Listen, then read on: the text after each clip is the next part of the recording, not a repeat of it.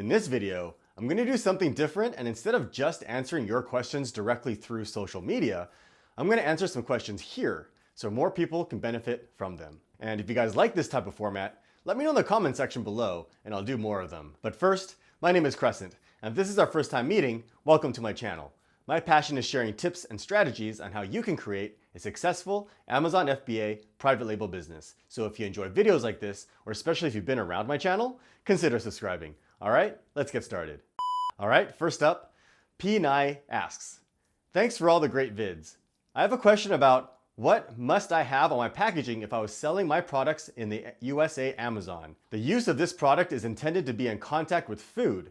Do I need to put an address or a phone number on the packaging? Thanks. The only labeling that's required by Amazon on each unit is the FNCU barcode, any warning or hazard labels, and US Customs requires the country of origin. If your product requires any certifications like FDA approval, you'll need to provide these documents to Amazon to get approval to sell the product, but I don't believe you're required to put it on each unit. I do suggest contacting seller support to verify your individual situation, as every product can be different and have unique requirements. Amin Shoaib asks, hi Crescent, thank you so much for your videos. They are really useful and you are a really talented educator. I have a question. I sell large, oversized items on Amazon, and I want to ship a full container to Amazon warehouse directly from overseas to Amazon FBA warehouse. The question is, can I send the items in a full container without pallets? Well, thanks Amin Shoaib. I'm glad you found value in the videos. When you're shipping products into Amazon, you need to follow the inbound shipment guidelines. If you don't, Amazon has recently started imposing penalties to your account and will start charging you penalty fees per unit to fix these issues, such as being oversized, overweight, or improperly packaged or labeled. These fees are extremely high, as you can see here, and will escalate if you continue to fail to meet these requirements.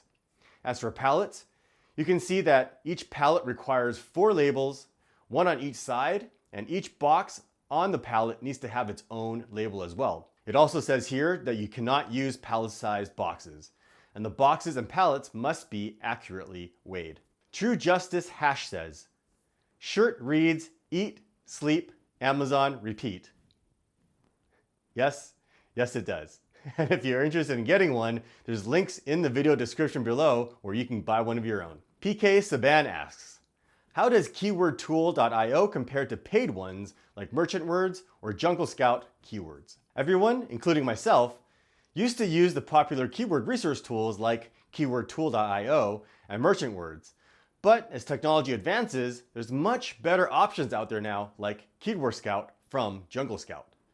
Those other tools are outdated and just don't provide a very thorough or keyword-rich result, for my liking anyways. For the most part, they only include the seed keyword plus other words attached to them, basically just the Amazon autocomplete.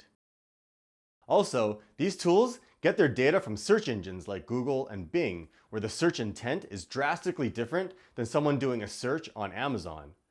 People doing searches on a search engine are typically looking for information, whereas people search on Amazon have the intent to buy. Now, if we take a look at Keyword Scout and do a similar search, you'll see that the resulting list of keywords is far superior, more thorough, in-depth, and rich.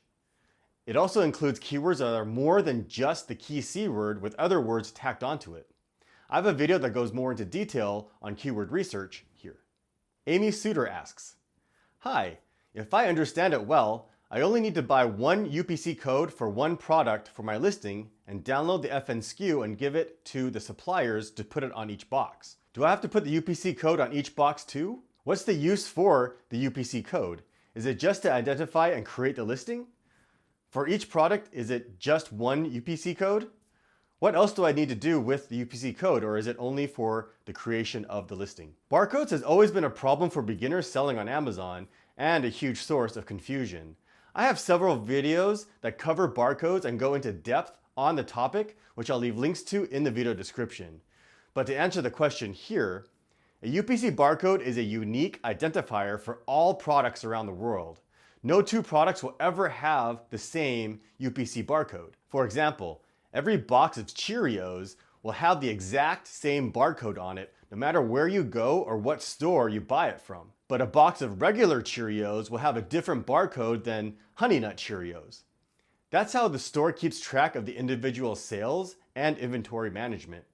So for the same reason, every product at Amazon needs to have its own unique UPC barcode. Again, if you're selling different models or variations of the same product, like sizes or colors, each size or color will need to have its own UPC barcode to distinguish it from the other sizes and colors. However, one caveat with Amazon is that internally, Amazon uses their own barcode system called the FNSKU for FBA products. So if you're doing FBA, meaning you're sending in your products to have Amazon do the fulfillment, when you create a new product listing, you will enter the UPC barcode for your product, and Amazon will then generate a unique FNSKU for the product. This FNSKU barcode is what is required by Amazon to go on each unit, not the UPC barcode.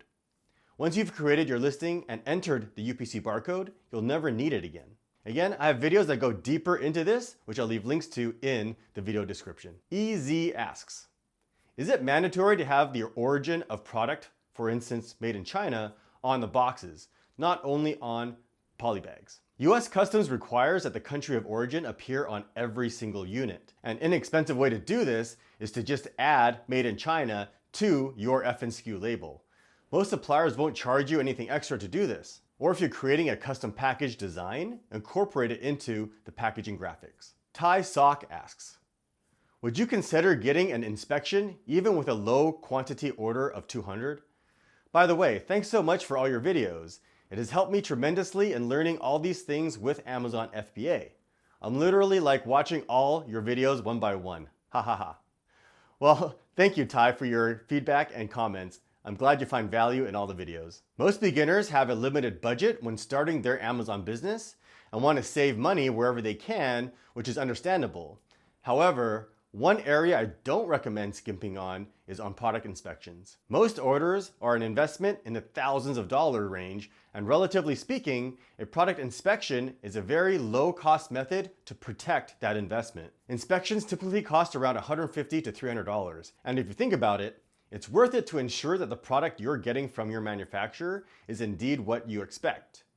Not only does it protect you in the off chance that the products don't meet your expectations, but if you start selling poor quality products, you're putting your account health at risk on Amazon, as you'll quickly start amassing bad reviews, which will be very difficult to recover from and can get your listing shut down. Even on small order sizes of 300 to 500 units, I suggest getting an inspection.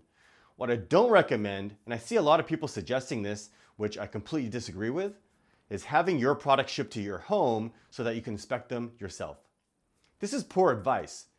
If there's anything wrong with your products, it will be a logistical nightmare and highly cost ineffective to have your supplier fix the problem. Shipping the products back to China alone will kill all the profits that you had originally planned, so don't do this. James S. says, you remind me of Daniel Wu. I don't know who Daniel Wu is, but let's look him up on Google real quick.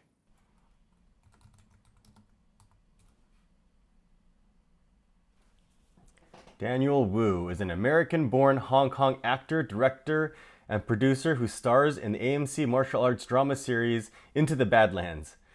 Well, gee, thanks, James. I'm humbled. Mary asks, how can I send my product to a Fiverr photographer as all my stock is in the Amazon warehouse? I am doing FBA, so I'm not aware how to send someone a product without them paying and ordering it. If there is a way, please let me know. Thanks in advance. In an effort to save time, the best way is to have your supplier send a unit directly to your photographer. Since most photo shoots will take a few days or weeks, you can have your photographer working on this while your products are shipping to Amazon. Otherwise, if your product is already at Amazon, like in Mary's situation, you can create a fulfillment order in Seller Central and have a unit shipped to your photographer. You have to pay the shipping cost though. I don't recommend creating a removal order. A removal order only costs 50 cents per unit to ship, but it can take up to 2 weeks to ship. All right, I hope you enjoyed this new Q&A format. If you like this type of video, let me know in the comments and I'll make more of them. And if you have any questions about selling on Amazon, post them below. I answer every single one. It might even end up in a future video. All right, thanks for watching. If you found value in this video, you know what to do. Hit that like button, leave a comment, and subscribe. And to make sure you never miss a video, click that bell icon to turn on notifications. There's also a link in the video description to our community forums, which you should totally join. And if you're looking for more tips and strategy videos, click or tap over here. And as always, thanks for watching.